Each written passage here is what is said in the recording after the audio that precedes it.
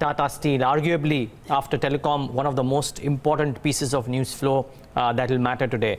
It has now floated a new plan to get its European operations back on track.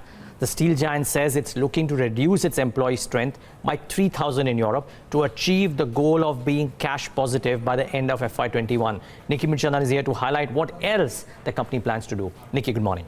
Good morning, Neeraj. 10 days back, Tata Steel results were out, and at that point of time, they announced their intent that they're not going to be able to meet the $1 billion mark debt reduction plan this time around, and Street took it quite negatively. Now they're addressing the European concern, which is like a big elephant in the room, and if they address that, automatically we expect some good stock reaction. Having said that, we've already seen a 3.5% uptake in the counter yesterday. There were a few reports from S&P Global, Platts and FT which suggested that this is about to happen. But it's formally come out. Now they've laid it out on the table for us.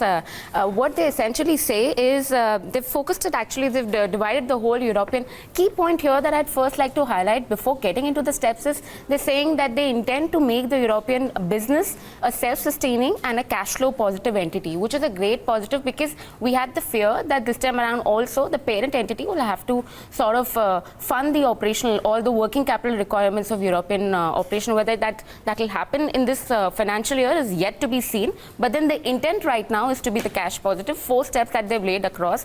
First, they've said that they're going to be increasing the sales of higher value steel by improving the product mix. They're going to be improving the production efficiency around, and importantly they're saying they're going to be lowering the employee cost by reduction in employee numbers of up to 3,000 across Tata Steel European operation. Now this will have some amount of one-time impact. Whether or not this will be easily done or not, that's a different story altogether. But then if that takes place, then there's going to be a one-time impact that the company's financial will have to take, probably in Q4 for that matter.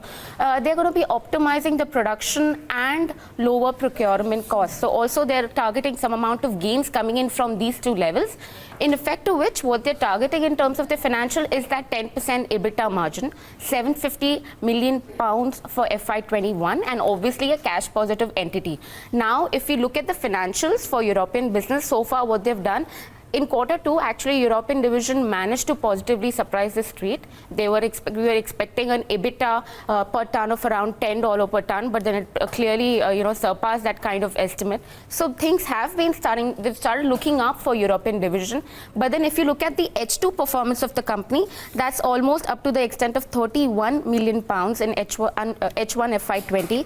So obviously, net, we're looking at a great positive coming in from the company. As I just mentioned, if at all it happens on consolidated level, also we will see some amount of unlocking of value, and also that debt target, which is deleveraging prospects that the company has been talking about from a long time.